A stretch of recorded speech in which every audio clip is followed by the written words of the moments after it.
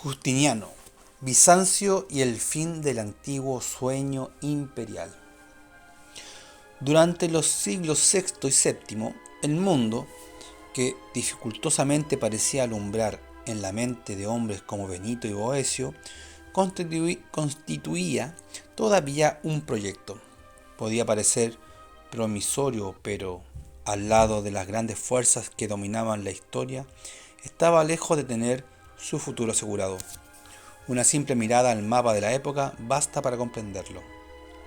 Tres eran los ámbitos que a inicios de la Edad Media se repetían la herencia mediterránea. Se repartían la herencia mediterránea. Por una parte, el Imperio Romano de Oriente, que más tarde abandonaría su antiguo nombre de Constantinopla para asumir en pleno sus raíces griegas con el de Bizancio. Por otra, el nuevo imperio musulmán, catalizado por la figura profética de Mohammed, la religión islámica y la Guerra Santa. Y por último, dificultosamente aprisionado entre ambos, el precario occidente europeo, a la espera de la primera organización política unitaria que hacia el año 800 realizaría Carlomagno. El principal actor político en los albores del medioevo fue Bizancio. Su rica historia, que abarca más de 1000 años de producción artística, filosófica y teológica, desbordan con mucho los límites de este libro. Aún así resulta imprescindible lanzar al menos una mirada del reinado de quien, aun sin ser el más genial, sus estadistas, fue quien más influyó en la marcha de los asuntos en Occidente: Justiniano. Constantinopla era una ciudad de antigua data.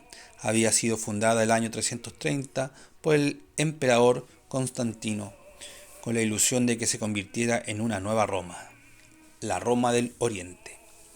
El curso de la historia superó pronto tales expectativas. Durante todo el siglo IV, las dos Romas compartieron incómodamente el liderazgo imperial, hasta que los ataques externos y las dificultades internas acabaron por imponer su divorcio. El año 395, bajo el emperador Teodosio, se consumó la división. Roma continuó sola su propio camino y lo mismo hizo Bizancio. Ambas ciudades quedaron a la cabeza de inmensos territorios, un cúmulo de problemas internos y hostiles enemigos externos. Pero el destino no repartió las cartas de forma equitativa. Mientras Roma caía devorada por las hordas bárbaras durante el siglo V, Bizancio resistió el asedio y terminó asentándose como un poder decisivo en el Mediterráneo oriental. Desde luego, no todo fue simple. Bizancio debió afrontar sus propias invasiones y llegó incluso a construir una gran muralla para proteger la frontera norte del imperio. Por otra parte, el clima en su interior distaba mucho de ser calmado. Las disputas teológicas constituían la delicia de sus clases cultas y continuaron dividiendo amargamente a su sociedad, tal como lo había hecho desde los inicios del siglo IV. Pero más allá de tales turbulencias, hacia el siglo VI, Bizancio era una populosa ciudad de 1 millón de habitantes y ocupaba en el mundo un lugar análogo al que en otro tiempo había ocupado la Roma de Augusto. Como tal, era una amalgama de lenguas, razas y costumbres. Griegos, ilirios, escitas, asiáticos y africanos convivían ricamente dentro de sus muros. La ciudad brillaba con sus amplias avenidas, sus grandes plazas y sus suntuosos palacios, sus jardines, sus mosaicos y sus pinturas. Para el mundo que la rodeaba se trataba simplemente de la ciudad. Al mismo tiempo, Bizancio era una ciudad sagrada. Estaba llena de iglesias y reliquias de mártires. Entre sus títulos de gloria se contaban los instrumentos de la pasión de Cristo y sus templos custodiaban, además de la cruz y la corona de espina, las sandalias de Jesús y el cabello de Juan Bautista. Junto con ello se veneraba una multitud de huesos de santos. Como puede suponerse, nadie tenía certeza de que tales reliquias fueran verdaderas, pero el consenso generalizado suplía abundantemente tales carencias. En el clima de aquella época, solo esbozar una mueca escéptica hubiera sido al mismo tiempo un sacrilegio y un crimen de lesa patria. La ciudad tenía como centro neurálgico el Palacio Real. El corazón del sistema lo constituía el soberano, a quien se reunían inextricablemente los tres poderes, el ejecutivo, el legislativo y el judicial. Para realizar estas funciones contaban con una legión de burócratas, la mayor parte de ellos eunucos, especialmente formados para tales cargos. El emperador era considerado el lugarteniente de Dios en la tierra, y ante su regia figura, incluso el patriarca metropolitano adquiría el aspecto de un humilde párroco. Él era el responsable de designar obispos, convocar concilios, cuidar la pureza del dogma y preocuparse del esplendor de la liturgia. Admitidos a su presencia, los súbditos debían hacer 3 inclinaciones con la cabeza y besar humildemente sus zapatos de púrpura.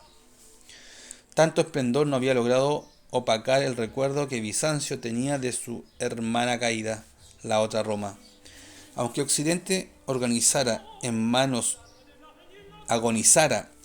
bárbaras, Oriente no había renunciado al sueño de reunificar el Mediterráneo.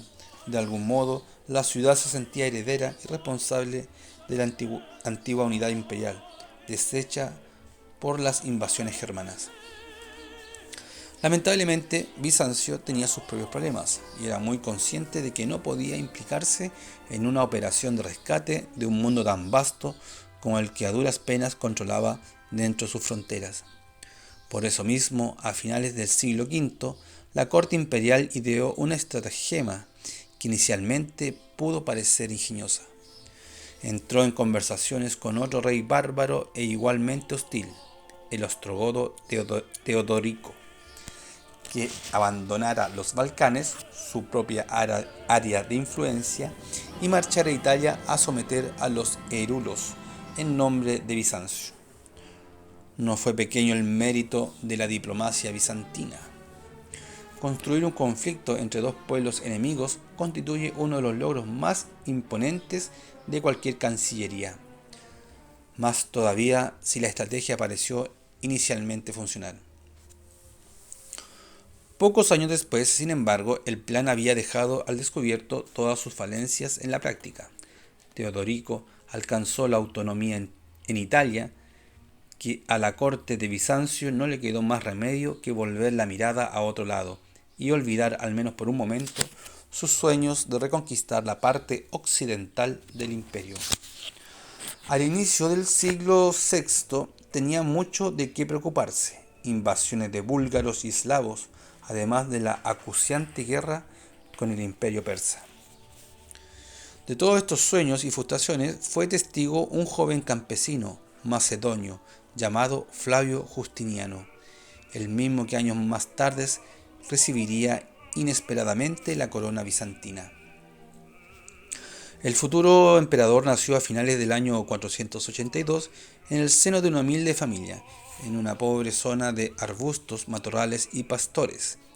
Tal origen no aguardaba un futuro prometedor, pero el destino tuvo sus vueltas. Gracias a un parentesco afortunado, Justiniano llegó muy joven a Bizancio y tuvo acceso a la mejor educación de su época podía ofrecerle. En esa ciudad aprendió filosofía, política, derecho y, todavía más importante, se integró a las labores administrativas del Estado.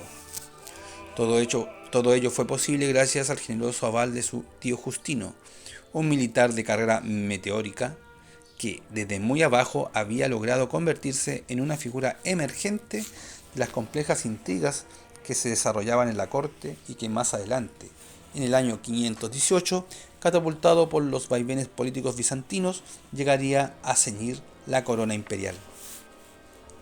Una vez que Justino hubo alcanzado tal dignidad, a nadie sorprendió que al joven y prometedor sobrino le fueran encomendadas importantes responsabilidades públicas. Por lo que sabemos, en todas ellas demostró decisión, voluntad y un delicado olfato político. Con el paso del tiempo, su prestigio y sus contactos se afianzaron, especialmente cuando su tío comenzó a manifestar signos de senilidad. Según las fuentes, en sus últimos años, el anciano Justino exhibía una necedad extrema, exactamente igual a la de un burro torpe que sigue al que le tira las riendas, moviendo constantemente las orejas. Senil o no, lo cierto es que Justino alcanzó a darse cuenta de las dotes de su sobrino y poco antes de morir lo adoptó como hijo. Por este medio, el año 527, Justiniano se vio encumbrado a la máxima dignidad del imperio en Oriente. No era poco para un hombre que había nacido con el aparente destino de cuidar cabras en su natal Macedonia. Según Procopio, el nuevo emperador era un hombre de mediana altura, algo lleno de carnes, con una cara redonda y no sin cierta belleza. Por personalidad era serio y adusto. En ocasiones podía incluso parecer sombrío. No parecía gozar de los placeres de la vida ni entretenerse con sus diversiones. En medio de frívolas costumbres cortesanas que reinaba en palacio, nunca lograría ser más que un desadaptado. Por el contrario, amaba la rutina, los hábitos y los horarios preestablecidos. Solo en el trabajo rodeado de papeles y subordinados parecía sentirse verdaderamente cómodo. Por lo que sabemos, en su vida diaria era algo muy parecido a un asceta. Aprovechando una salud inquebrantable, asumía cargas de trabajo desmesuradas, apenas comía y entre sus colaboradores era habitual llamarlo el emperador que nunca duerme. No se trataba de una vocación de servicio público. Al ejercer el mando, Justiniano era dominante e incluso autocrático. Cuando definía objetivos, no admitía réplicas o excusas o demoras. Se manifestaba siempre implacable con sus enemigos o con quienes consideraba tales. Premiaba generosamente a los delatores y prefería el trato de quienes lo adulaban. En su época, el complejo ceremonial bizantino de prosquinesis acentuó su habitual ostentación. Cada vez que alguien era admitido en su presencia debía arrojarse de bruces al suelo y tocar con los labios su pie y el de la emperatriz antes de incorporarse. Al aludirlo en la conversación debían llamarlo mi señor y referirse a los demás magistrados como los siervos. Cuántas de estas características las haya debido a su mujer es ciertamente un misterio que dejamos al juicio de los entendidos. Lo que sí sabemos es que en los pasillos de palacio era habitual escuchar que la verdadera mano detrás del trono era la emperatriz Teodora. Vale la pena detenerse, aunque sea algunas líneas, en este personaje. Teodora había sido en otra época una actriz de origen humilde y de vida licenciosa. Había accedido al trono cuando Justiniano, apasionadamente enamorado, la había hecho su esposa. La buena sociedad bizantina jamás le había condonado su oscuro pasado. Los nobles podían reverenciarla en las ceremonias oficiales, pero aun cuando besaran respetuosamente sus zapatos, eran muy conscientes de estar tratando con una antigua prostituta. Con más malicia de la necesaria, el historiador Procopio describió esa época negra en la vida de Teodora en párrafos tan gráficos como expresivos, y de cuya recensión solo cabe eximirse. Quien sienta curiosidad al respecto puede satisfacerla en su historia secreta. Con todo, es posible afirmar que si la mitad de lo que Procopio cuenta en su historia es verdad, no resultaría extraño que en su época fuera famosa entre muchas mujeres públicas. Cuando Justiniano la conoció, cayó de inmediato rendido a sus pies. Tal vez su frívola y escandalosa representaba todos los placeres que por carácter, no por virtud, jamás había consentido. Un galán más experimentado se hubiera contentado con cortejarla, pero Justiniano, tan sutil en asuntos de Estado como burdo en asuntos de falda, no cejó hasta hacerla su esposa. El escándalo en la etiquetada Constantinopla fue mayúsculo. La vieja emperatriz, que antes de ser desposada por el anciano Justino, había sido una simple esclava, puso el grito en el cielo. Las damas más graves de la alta sociedad siguieron su ejemplo, abochornándose ante cada desplante de la advenediza, y los caballeros de la nobleza no tardaron en nutrirse de sabrosas intimidades, para comentarlas jocosamente en la esquina de los salones. A pesar de las murmuraciones, el nuevo emperador se salió con la suya. La antigua prostituta se convirtió en emperatriz y desde ese mismo día se mostró a la altura de las circunstancias. Cambió enteramente sus costumbres y contra todas las apuestas que corrían por Constantinopla, profesó eterna fidelidad a su marido. Dados sus antecedentes, todo ello resulta digno de subrayarse. Aún así, los comentarios que rondaban por la corte nos la describen como una mujer cruel, falsa, intrigante y sobre todo ambiciosa. Tenía una voluntad de hierro y carecía completamente de escrúpulos.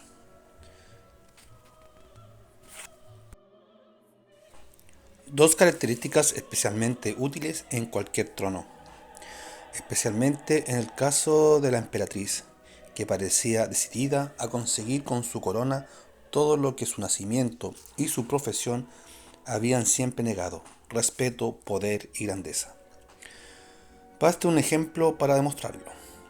Durante sus primeros tiempos de reinado, las cosas no fueron fáciles para Justiniano. 5 años después de asumir la corona imperial, debió enfrentar una serie de disturbios y efervescencias en la ciudad de Bizancio. Buscando evitar la prolongación del conflicto, el emperador decidió actuar con rudeza y mandó a encerrar a los alborotadores y contener durante la revuelta. Por aquella época, sin embargo, la multitud no creía en el rigor del emperador, a quien tendían a considerar débil e influenciable. Con este supuesto, la represión imperial tuvo un efecto completamente contrario a lo buscado. La violencia callejera aumentó de forma alarmante y bandas de agitadores se atrevieron a prender fuego al palacio imperial. De un momento a otro, la revuelta pareció tomar un vuelo incontenible. Según se cuenta, al ver la dimensión del peligro, Justiniano habría perdido la cordura y preparado la fuga. En esa dramática coyuntura, la fría Teodora habría tenido más dignidad que él para afrontar la crisis. Por lo que sabemos, se negó orgullosamente a huir, afirmando: en cuanto a mí concierne, la púrpura real es la mejor mortaja. Habría sido ella misma quien, pocos minutos más tarde, llamó a un joven general de su confianza, Belisario, ordenándole terminantemente acabar con la rebelión a cualquier costo. Belisario no demoró más de algunos días en cumplir la orden, aunque la ciudad tuvo mucho que llorar después del levantamiento: 30.000 muertos al menos, y el incendio de buena parte de la urbe. Después de este episodio, Justiniano reaccionó y, siguiendo el ejemplo de su mujer, nunca más volvió a manifestar una sola vacilación en sus decisiones. En realidad, haya sido por influencia de su cónyuge o por su propia megalomanía, con el paso de los años, Justiniano fue forjado progresivamente la convicción de estar llamado a ocupar un papel de relevancia en la historia. A sus espaldas tenía la sombra de personajes como Constantino y Teodosio.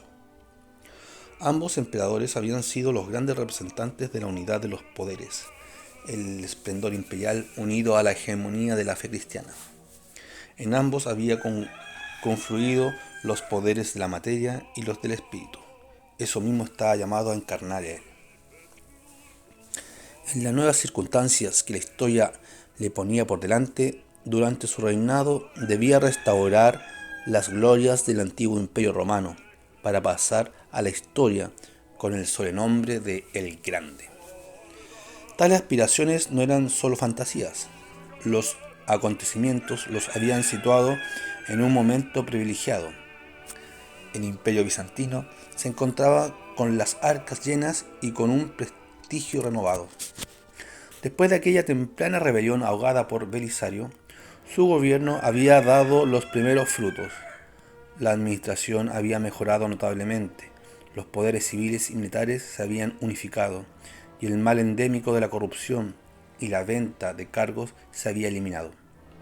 Estos logros afianzaron la alta estima que tenía de sí mismo y le permitieron lanzarse de lleno a la gran tarea con la que siempre había soñado, la reconstrucción de las dos mitades del antiguo imperio bajo la hegemonía bizantina.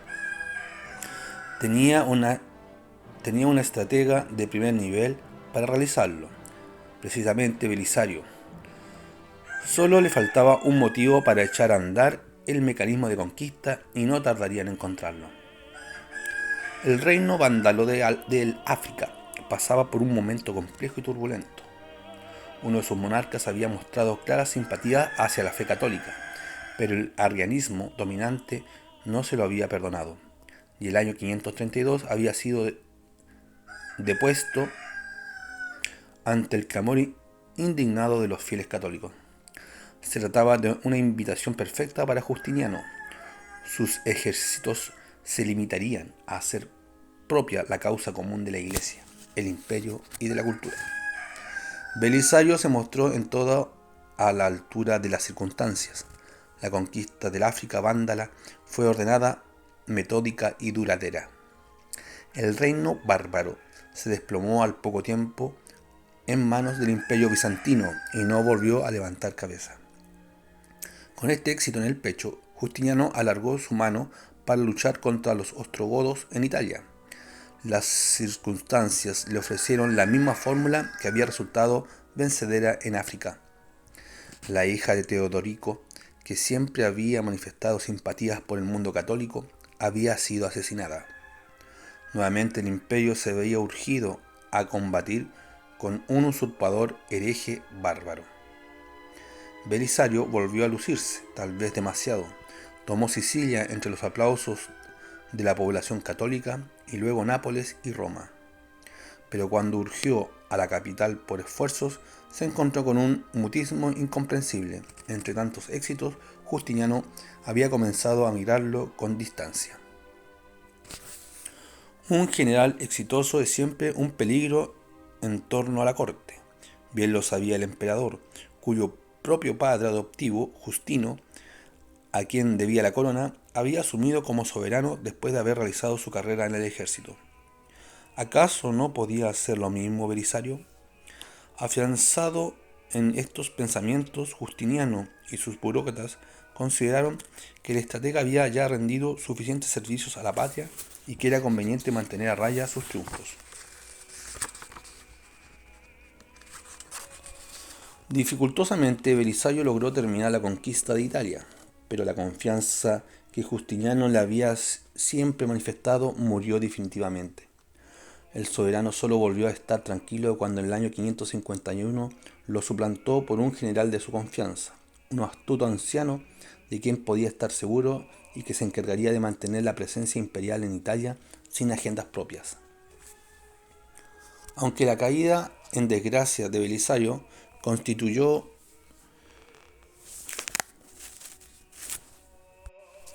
una pérdida irreparable para la milicia bizantina, Justiniano no abdicó de sus sueños expansivos. Cuando se sintió seguro en Italia, volvió sus ojos hacia Hispania, donde reinaban los visigodos. El ejército imperial nuevamente estuvo a la altura de sus logros y alcanzó a tomar posesión del sur de la península, sumándola al renacimiento imperial de Justiniano. Hacia el año 555, con África, Italia y el sur de España en la mano, el poder del emperador llegó a su apogeo. Lamentablemente, casi al mismo tiempo comenzó su declive. Las guerras, aun siendo exitosas, habían implicado una sangría interminable. Los antiguos enemigos parecían decididos a no dar tregua, y pronto llegarían otros nuevos. Los lombardos en Italia, con los que el sueño de Justiniano se disiparía con la misma rapidez con que había emergido. Era como si el destino se empeñara en mostrar que el curso de la historia iba en otra dirección. Fue la última vez que la posibilidad de recomponer la antigua unidad imperial extendió sus alas sobre el Mediterráneo.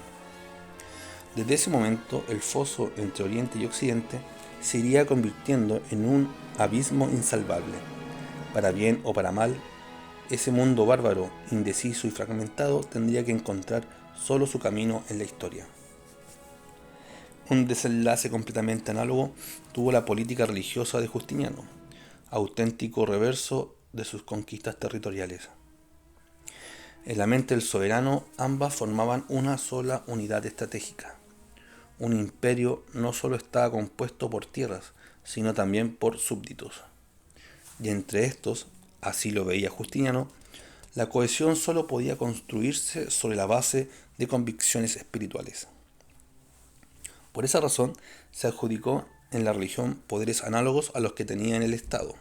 Se autoproclamó Señor de la Iglesia, mostrándose implacable en la lucha contra el mortecino paganismo. Precisamente para borrar sus últimas huellas, clausuró para siempre la Academia de Platón de Atenas. No contento con eso, mandó que todos sus súbditos recibieran obligatoriamente el bautismo. De acuerdo a los historiadores de la época, 70.000 personas obedecieron el mandato. Simplemente no podía darse el lujo de albergar paganos en su reino. La actuación que más patente hizo su intervencionismo eclesial fue la conducta que mantuvo hacia la doctrina monofisita. Veamos cómo. Después de los múltiples quiebres teológicos que supuso el arrianismo, la Iglesia fue definiendo en diversos concilios su doctrina cristológica. De acuerdo al Concilio Ecuménico de Calcedonia del año 451, en el Redentor existían en una misma persona dos naturalezas distintas, la humana y la divina. Nadie podía negar una de ellas y mantener al mismo tiempo la comunión con el resto de la Iglesia. En contradicción con la tesis de Calcedonia, los monofisitas afirmaban que Jesús era Dios y que de ninguna manera podía ser considerado un simple hombre. Tal afirmación constituía el reverso de la que había esgrimido el arrianismo, para el cual Cristo era solo hombre y bajo ningún concepto podía ser considerado Dios. Las tesis monofisistas habían tenido fortuna, radicándose fuertemente en grandes extensiones del imperio: Egipto, Etiopía, Armenia y Siria. Incluso la emperatriz Teodora era también monofisita, y al menos su protectora. En realidad, lo que hacía popular al monofisismo, más que sus tesis propiamente teológicas, era que ofrecía un barniz teológico a los distintos nacionalismos que minaban la unidad del imperio. En cierto modo, constituía una forma de resistencia ante el poder central que residía en Bizancio.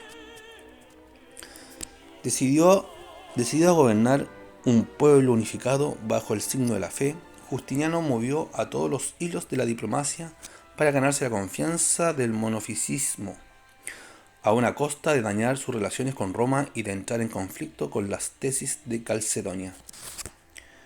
El último de sus movimientos fue particularmente violento. Quiso provocar la condena de 3 importantes teólogos de la escuela de Alejandría, que sabía constituían nombres incómodos para la mentalidad monofisita.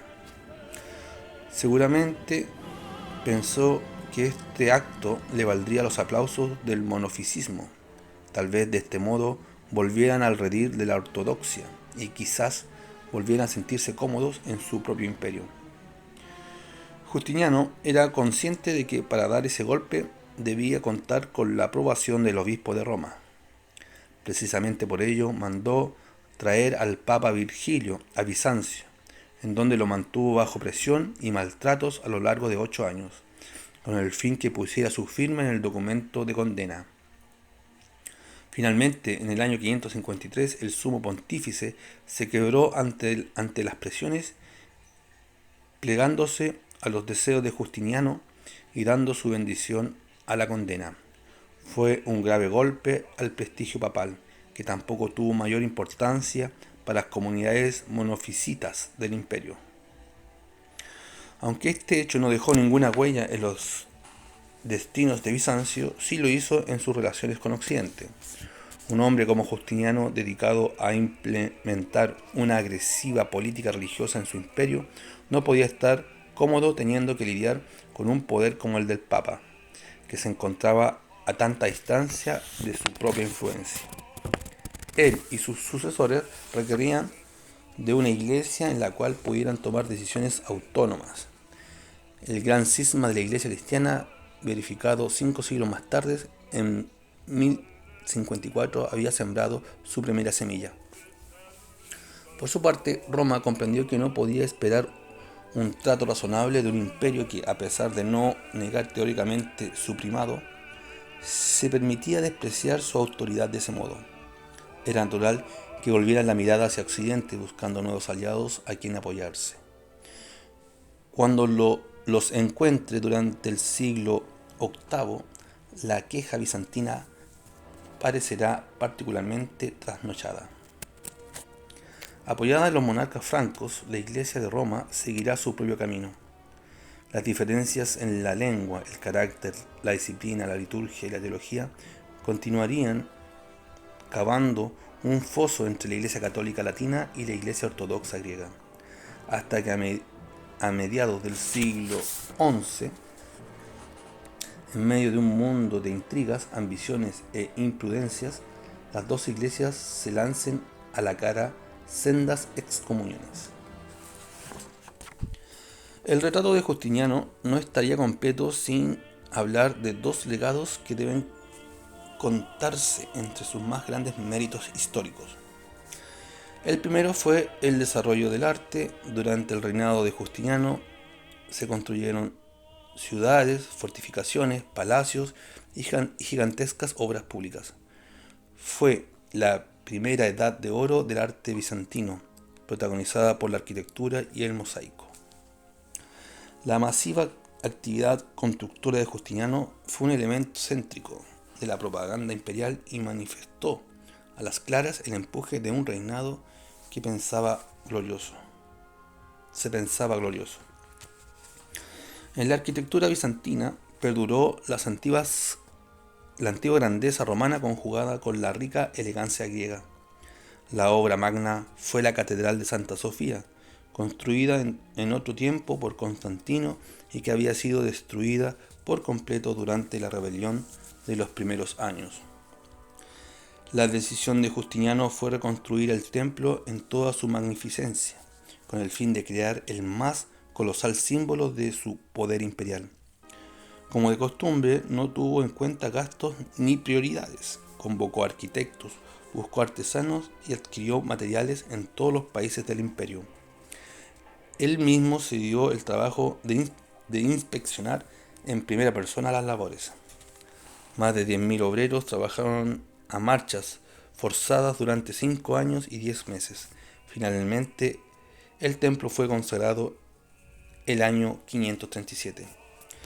La tradición acumuló leyendas sobre la rápida edificación de la nueva catedral. Según algunos, habría tratado de ayuda celeste. Un ángel habría impartido consejos arquitectónicos al emperador. Según otros, simple perseverancia humana. El soberano se habría hecho construir una habitación al pie de la obra con el fin de vigilar día y noche el progreso de los trabajos. Con este templo, Justiniano terminó creando el corazón espiritual de su reino, el más noble escenario de los actos estatales y el marco en que se manifestaba el poder y la dignidad de su imperio teocrático. El día en que Santa Sofía estuvo terminada, Justiniano exclamó con orgullo: «Salomón, te he superado». En palabras de Procopio, esta iglesia resultó un producto inusitado de belleza superior a la capacidad del que contempla, que queda maravillado, y superior a cuanto puede imaginar quien oye hablar de ella desde lejos. Como resultado evidente, en Santa Sofía, la luz, el fasto y el esplendor ornamental hacían del bizantino un arte místico, capaz de elevar el alma a la trascendencia divina. En sus cúpulas, como diría un cronista de la época, el movimiento circular de la mirada se producía hasta el infinito, como si el espectador fuera incapaz de elegir su ángulo preferido. Junto con la arquitectura, también se desarrollaron los mosaicos, que llegaron a ser una de las manifestaciones más representativas del arte de Bizancio. En ellos se representaba al monarca reinante o al mismo Dios soberano celeste y Señor del universo, en torno a quienes se ordenaba todo el resto de la creación artística. Caracterizadas por su riguroso frontalismo, las figuras de los mosaicos ostentaban posturas fijas y gestos predeterminados. Ajenas a la realidad material, sus imágenes aspiraban a la más absoluta intemporalidad, como si no estuvieran sujetas al ritmo erosionante de la historia. La misma impresión de ingravida eternidad la producía el fondo de oro, el color de lo sagrado por antonomasia. El dorado simbolizaba la luz divina y se encargaba de provocar ese envolvente efecto lumínico tan característico de los muros y bóvedas de las iglesias bizantinas. Particularmente interesante era la figura de Cristo Todopoderoso, que precedía el ábside de los templos. Con la mirada severa y la mano levantada, el Pantocrator simbolizaba el poder divino sobre el hombre y sobre el mundo, representado como último juez. Cristo inspiraba veneración, respeto y temor. De su mano procedía tanto la bendición cuanto la condenación, y a su sentencia todo cristiano debería ceñirse en el último día. Los criterios estéticos bizantinos ofrecieron el más solemne escenario para la liturgia cristiana oriental, que continúa siendo, hasta el día de hoy, una de las más sublimes y conmovedoras formas de adoración divina. En buena medida, la fascinación que todavía hoy ejerce la liturgia del Oriente cristiano se debe precisamente a la perfecta conjugación con su arte. De hecho, los templos y las ceremonias religiosas bizantinas ocuparon un lugar fundamental en la conversión de los pueblos eslavos y específicamente de Rusia. De ello nos queda un testimonio fascinante que vale la pena recordar. Cuando a finales del siglo X el príncipe Vladimir I de Kiev fue urgido a convertirse a alguna de las grandes religiones practicadas por su pueblo, mandó emisarios a diversas ciudades de su entorno para informarse. Según las crónicas rusas, a su vuelta, los enviados expusieron ante la corte sus experiencias. Fuimos a las mezquitas de los búlgaros, pero no había alegría entre ellos, solo dolor y un hedor insoportable. Luego fuimos donde los germanos y los vimos realizando muchas ceremonias en sus templos, pero no contemplamos allí la gloria. Finalmente fuimos a Grecia y los griegos nos condujeron a los edificios donde ellos adoraban a Dios, y no sabíamos si estábamos en el cielo o en la tierra, porque en la tierra no existe tal esplendor ni tal belleza, y nosotros no sabemos ni siquiera cómo describirla. Solo sabemos que Dios habita allí con ellos y que sus servicios son más hermosos que los de las demás naciones. Porque no podemos olvidar esa belleza. Todo hombre, después de haber saboreado lo que es dulce, se niega a aceptar después lo que es amargo. La pintura y los mosaicos bizantinos tendrán singular importancia para Occidente. En ellos se inspirará Europa para desarrollar su propia tradición estética. La ciudad de Ravenna y la catedral de San Marcos en Venecia constituyen el más patente y sublime ejemplo de su influencia. Otro de los grandes logros del gobierno de Justiniano se desarrolló en el ámbito jurídico. Justiniano mandó al cursor Triboniano y a otros estudiosos de su tiempo recopilar, ordenar y simplificar la más grande herencia de Roma, el derecho. Esta enorme empresa, análoga a la construcción de Santa Sofía, demoró al menos 10 años y terminó por producir el famoso Corpus Juris Civilis. En la gran codificación se omitió lo anticuado, se sintetizó lo redundante y se acopló el resultado con un orden admirable. No en vano afirmaba el mismo Justiniano: no solo con las armas conviene a la majestad del emperador ganar honores, sino también con las leyes, de modo que en paz o en guerra pueda gobernar rectamente. Las nuevas codificaciones del derecho romano apareció el año 533, en alas de la expansión bizantina. El código se estableció en Italia, sembrando la semilla por lo cual volvería a hacerse conocido e influir en Occidente siglos más tarde. No se trata de un legado menor. Muchos siglos después surgirán escuelas y universidades con el fin principal de estudiarlo. Por esta vía, 1000 años de sabiduría política entrarán en las venas de Occidente, eternizando la obsesión romana por la justicia, la misma que Digesto de Justiniano definía como la voluntad perpetua y constante de dar a cada uno lo suyo. Justiniano gobernó durante 38 años. Sus grandes obras y sus expansiones imperiales acabaron por desangrar económicamente a su pueblo. En honor a la verdad, cuando la muerte llamó a su puerta a los 82 años, la mayor parte de sus súbditos lanzó un suspiro de alivio. La megalomanía imperial había producido frutos sorprendentes, pero a un costo altísimo.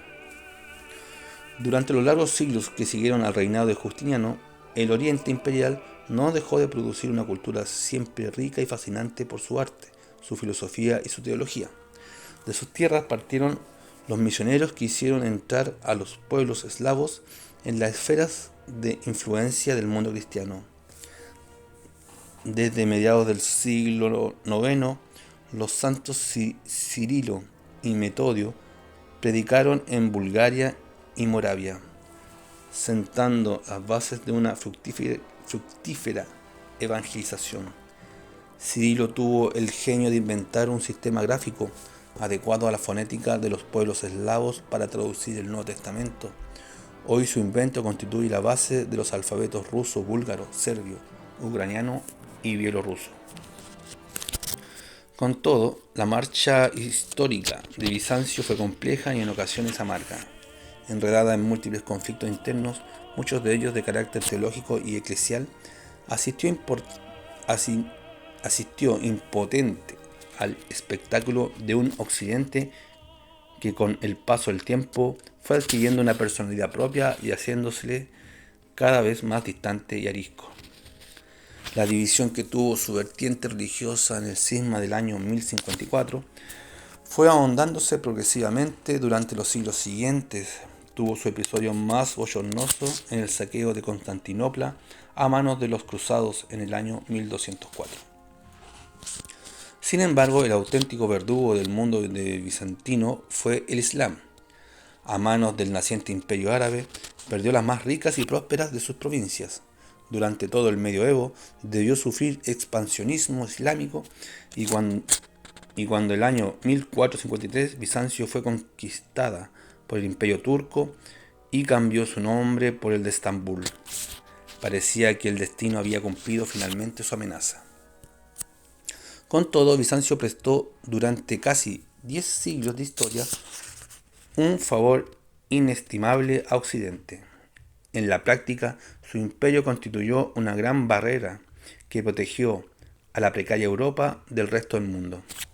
Las oleadas de pueblos bárbaros y los ejércitos islámicos tuvieron que bregar arduamente para horadar sus murallas. Sin el obstáculo que ofreció a esas fuerzas extrañas, Occidente jamás habría tenido el tiempo, el espacio y la serenidad para labrar su propio camino en la historia, el mismo que más tarde lo encumbraría a la hegemonía cultural más extendida que haya conocido nuestro planeta.